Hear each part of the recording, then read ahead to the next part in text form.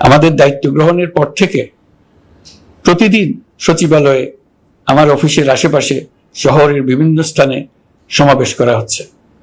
গত 16 বছরের অনেক দুঃখ কষ্ট আপনাদের জমা আছে, সেটা আমরা বুঝি। আমাদের যদি কাজ করতে না দেন, তাহলে এই দুঃখ ঘোচানোর সকল পথ বন্ধ হয়ে যাবে। আপনাদের কাছে একান্ত অনুরোধ, আমাদের কাজ করতে দেন।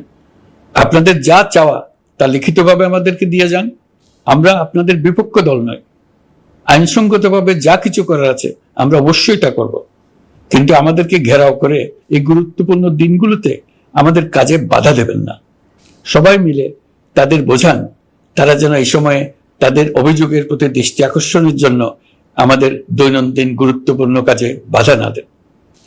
একটা বিষয়ে সবাই জানতে আগ্রহী, কখন আমাদের সরকার বিদায় নেবে। এটার জবাব আপনাদের হাতে। কখন আপনারা আমাদেরকে বিদায় দেবেন? আমরা কেউ দেশ শাসনের মানুষ নই।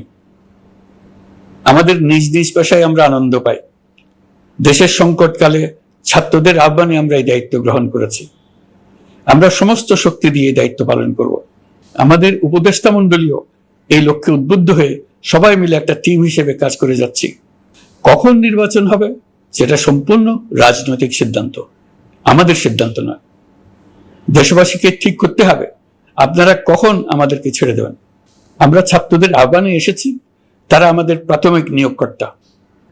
দেশের আপামর জনসাধারণ আমাদের নিয়োগ সমর্থন করেছে। আমরা ক্রমাগতভাবে সবাইকে বিষয়টি স্মরণ করিয়ে যাব, যাতে হঠাৎ করে এই প্রশ্ন উত্থাপিত না হয়, আমরা কখন যাব। তারা যখনই বলবে আমরা চলে যাব।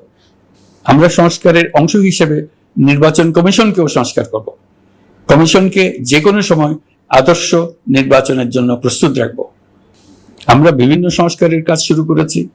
দেশবাসীকে অনুরোধ করব একটা আলোচনা শুরু করতে। আমরা সর্বনিম্ন কি কি কাজ সম্পূর্ণ করে যাব, কি কি কাজ মোটামুটি করে গেলে হবে। এই আলোচনার মাধ্যমে আমরা একটা দিক নির্দেশনা পেতে পারি। তবে চূড়ান্ত সিদ্ধান্ত রাজনৈতিক সিদ্ধান্ত, সেটা রাজনৈতিক আলোচনা থেকেই আসবে।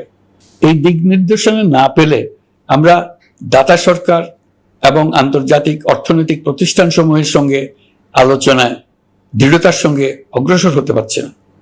আমি নিশ্চয়তা দিচ্ছি, আমরা আমাদের পক্ষ থেকে মেয়াদ বৃদ্ধির কোনো প্রশ্ন তুলব না। আমরা আপনাদের সকলের দোয়া চাই। যে কদিন আছি সেই সময়টুকু উপদেষ্টা মণ্ডলীর প্রত্যেকে নিজ নিজ সাধ্যমতো দেশের এই সংকটকালে সংকট উত্তরণে যেন নিজ নিজ মেধা সাধ্যমতো কাজে লাগাতে পারে। নতুন বাংলাদেশ গড়ার যে সুযোগ ছাত্র জনতার রক্তের বিনিময়ে আমরা অর্জন করলাম, আমরা আমাদের মতানৈক্যের কারণে সেটা যেন হাতছাড়া করে না ফেলে, এটা আমরা নিশ্চিত করতে চাই। এই সুযোগ এবার হারিয়ে ফেললে আমরা জাতি হিসেবে পরাজিত হয়ে যাব। শহীদ, আহত এবং জীবিত ছাত্র জনতার কাছে আমরা প্রতিজ্ঞাবদ্ধ থাকতে চাই। আমরা এই অর্জনকে কিছুতেই হারিয়ে যেতে দেব না।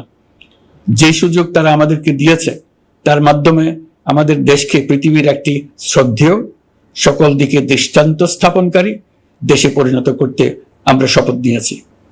সবশেষে আবারও আমাদের দেশের সকল মানুষ, শিশু, কিশোর কিশোরী, তরুণ তরুণী, বয়স্ক, বৃদ্ধ, নারী, পুরুষ সবার কাছে দোয়া চাইছি যেন আমরা আমাদের সকলের স্বপ্ন বাস্তবায়নে সফল হই।